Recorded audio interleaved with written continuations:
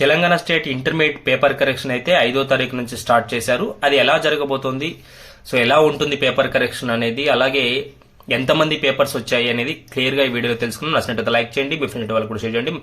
మరిన్ని వీడియోస్ కోసం సబ్స్క్రైబ్ చేసుకోండి. అలాగే ప్రతి అప్డేట్ కూడా మీకు ఇస్తూ ఉంటాను. పేపర్ కరెక్షన్ ఎలా జరుగుతుంది అనే వీడియోస్ అన్ని మీకు చేస్తూ ఉంటాను. ఎందుకంటే మేము కూడా పేపర్ కరెక్షన్కి వెళ్తాను కాబట్టి సో తరోగా ఫాలో అవుతూనండి. సో తెలంగాణ ఇంటర్మీడియట్లో పోయినసారి అయితే చాలా మంది విద్యార్థులు ఆత్మహత్యలు చేసుకోవడం, అలాగే కొంతమంది విద్యార్థులు మీడియా ముందుకొచ్చి వాళ్లకు సంబంధించినటువంటి విషయం అంతా కూడా క్లియర్ గా ప్రభుత్వాన్ని నిందిస్తూ కొన్ని విషయాలు మాట్లాడడం జరిగింది. సో అలాగే పేపర్ లీకేజ్కి సంబంధించినటువంటి విషయాలు కూడా పోయిన సంవత్సరం అయితే జరిగాయి. సో ఈ సంవత్సరం అయితే కట్టుదిట్టమైన ఏర్పాట్ల మధ్య కరెక్షన్ చేయాలని చెప్పేసి సీఎం రేవంత్ చెప్పినట్టు క్లియర్ గా అర్థమవుతుంది. ఎందుకంటే పోయినసారి ఏవైతే ఉన్నాయో అవన్నీ కూడా జరగకుండా, అలాగే విద్యార్థుల రక్షణే ప్రధానంగా పేపర్ కరెక్షన్ జరగాలని చెప్పేసి ఆయన చెప్పినట్టు మనకు క్లియర్గా అర్థమవుతుంది. సో ఈసారి అయితే మొత్తానికి పోయినసారి విధంగా కాకుండా కొత్తగా అంటే కరెక్ట్ గా ఉండే విధంగా పేపర్ కరెక్షన్ చేయాలని చెప్పేసి చెప్తున్నారు.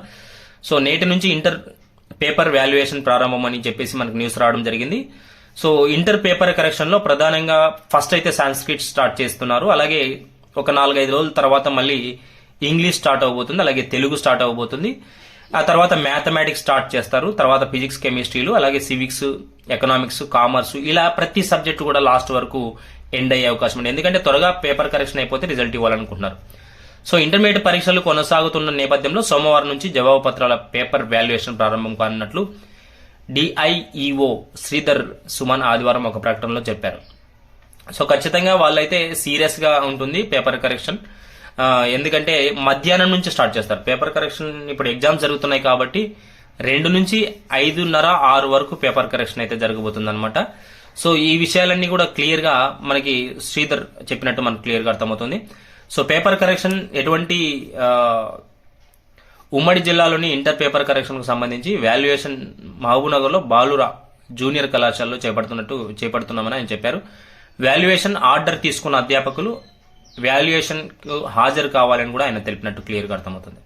సో ఎవరైతే ఆర్డర్స్ వచ్చాయో ఆ లెక్చరర్స్ అంతా ఖచ్చితంగా రావాలని చెప్పేసి వాళ్ళ కాలేజీలు కూడా అల్టిమేటం ఇచ్చామని చెప్పేసి ఆయన చెప్తున్నారు. సో రాకపోతే ఆ కాలేజీకి సంబంధించిన యాజమాన్యానికి ఖచ్చితంగా ఫైన్ ఉంటుందని ఆయన చెప్పినట్టు క్లియర్ గా అర్థమవుతుంది. సో మరి ఈ పేపర్ కరెక్షన్ ఎలా జరగబోతుంది అంటే చాలా వరకు ఎవరైతే బార్డర్స్ లో ఉంటారో వాళ్ళని పాస్ చేయడానికే ఛాన్సెస్ ఉన్నట్టు మనకు every paper correction spot valuation లో వెళ్ళినట్టయితే ఎవరికైనా ఈ విషయం అర్థమవుతుంది.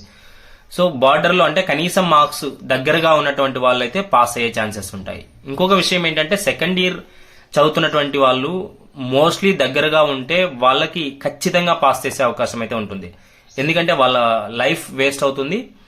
వాళ్ళకు సంబంధించినటువంటి ఏదైతే పీరియడ్ ఉంటుందో ఆ 1 year గ్యాప్ అనేది రాకుండా కొంచెం పాస్ చేసే ఛాన్సెస్ ఎక్కువ ఉంటాయి. బోర్డు ఆదేశాల మేరకు సోమవారం నుంచి పశ్చాత్తాల కోడింగ్ ప్రక్రియ చేపట్టినట్టు వివరించారు.